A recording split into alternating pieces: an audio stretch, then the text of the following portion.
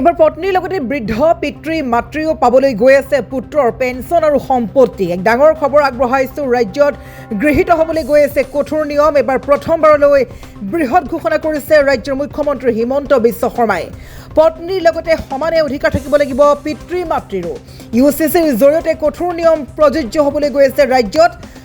প্ৰথমবাৰলৈ বৃহৎ ঘোষণা কৰিছে ৰাজ্যৰ মুখ্যমন্ত্ৰী হিমন্ত বিশ্ব শৰ্মাই। হিমন্ত বিশ্ব শৰ্মাই প্ৰথমবাৰলৈ বৃহৎ ঘোষণা কৰি কৈছে যে পুত্ৰৰ মৃত্যু হ'লে এতিয়াৰে পৰা পেঞ্চনৰ সম্পত্তিৰ অধিকাৰ সমানে পিতৃ মাতৃও পাব। যিটো পূৰ্বতে পেঞ্চনৰ সম্পত্তিৰ অধিকাৰ পাইছিল কেৱল মাত্ৰ পত্নীয়ে, কিন্তু এতিয়াৰে পৰা পুত্ৰৰ মৃত্যু হ'লে বৃদ্ধ পিতৃ মাতৃৰ বাবে নাছিল কোনো সুৰক্ষা, কিন্তু এতিয়াৰে পৰা সুৰক্ষা পাবলৈ গৈ আছে পিতৃ মাতৃ। এতিয়াৰে পৰা সেই নিয়ম সলনি হ'বলৈ গৈ আছে ৰাজ্যত।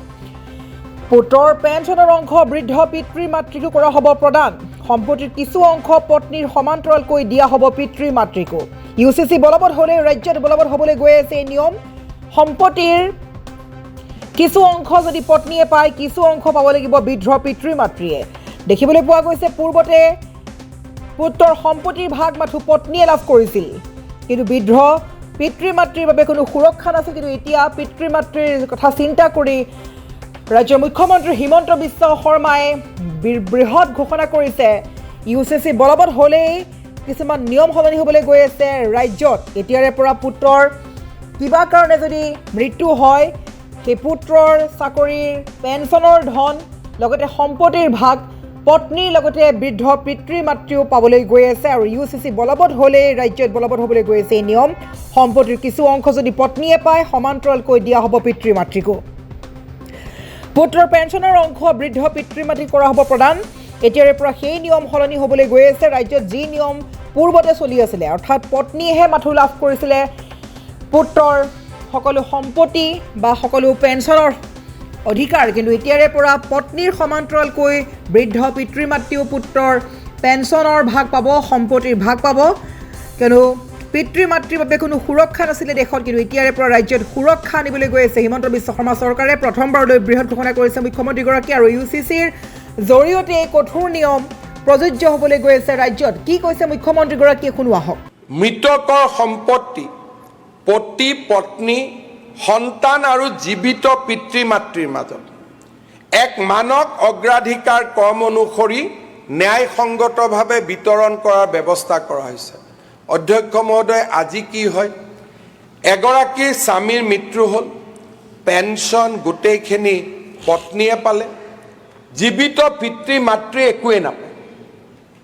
আনকি চৰকাৰে দিয়া কেতিয়াবা ঘটনাক্ৰমে আমি যদি চৰকাৰে কাৰোবাক ক্ষতিপূৰণো দিছোঁ, আমি পত্নীগৰাকীক দিওঁ, কিন্তু বৃদ্ধ পিতৃ মাতৃ একো নাপায়। সেইকাৰণে ইউনিফৰ্ম চিভিল কোডত আমি কৈছোঁ যে মই হাজবেণ্ড হ'ব পাৰোঁ, কিন্তু মই কাৰোবাৰ ল'ৰাও। সেইকাৰণে মোৰ মৃত্যুৰ পিছত মোৰ সম্পত্তি মোৰ পত্নীয়েও পাব, কিন্তু তাত মোৰ জীৱিত পিতৃ মাতৃৰো অধিকাৰ থাকিব। ইয়াতকৈ ডাঙৰ সংশোধন অধ্যক্ষ মহোদয় কি হ'ব পাৰে? আৰু সিও এক মানক অগ্ৰাধিকাৰ ভিত্তিত যে পত্নীয়ে বেছি পাব, পিতৃ মাতৃয়ে এটা হিচাপত পাব। মৃতকৰ সম্পত্তি পতি পত্নী সন্তান আৰু জীৱিত পিতৃ মাতৃৰ মাজত এক মানক অগ্ৰাধিকাৰ ক্ৰম অনুসৰি ন্যায়সংগতভাৱে বিতৰণ কৰাৰ ব্যৱস্থা কৰা হৈছে।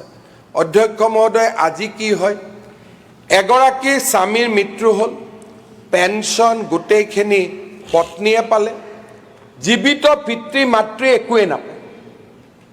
আনকি চৰকাৰে দিয়া কেতিয়াবা ঘটনাক্ৰমে আমি যদি চৰকাৰে কাৰোবাক ক্ষতিপূৰণো দিছোঁ, আমি পত্নীগৰাকীক দিওঁ, কিন্তু বৃদ্ধ পিতৃ মাতৃ একো নাপায়।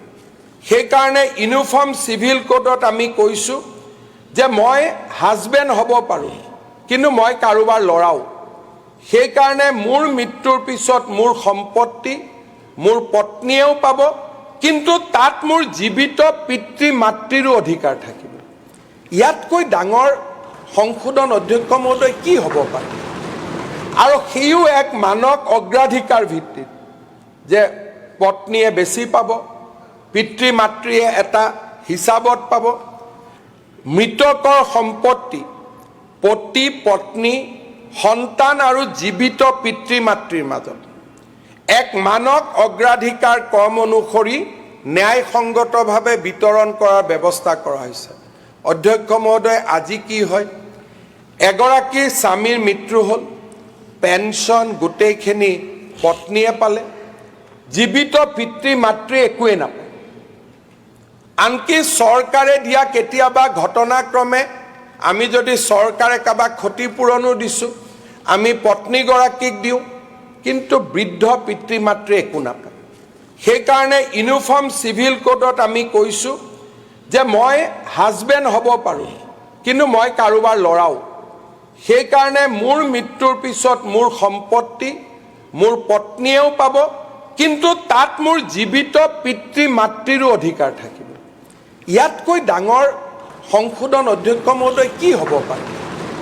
আৰু সিও এক মানক অগ্ৰাধিকাৰ ভিত্তিত যে পত্নীয়ে বেছি পাব, পিতৃ মাতৃয়ে এটা হিচাপত পাব। মৃতকৰ সম্পত্তি পতি পত্নী সন্তান আৰু জীৱিত পিতৃ মাতৃৰ মাজত এক মানক অগ্ৰাধিকাৰ ক্ৰম অনুসৰি ন্যায়সংগতভাৱে বিতৰণ কৰাৰ ব্যৱস্থা কৰা হৈছে।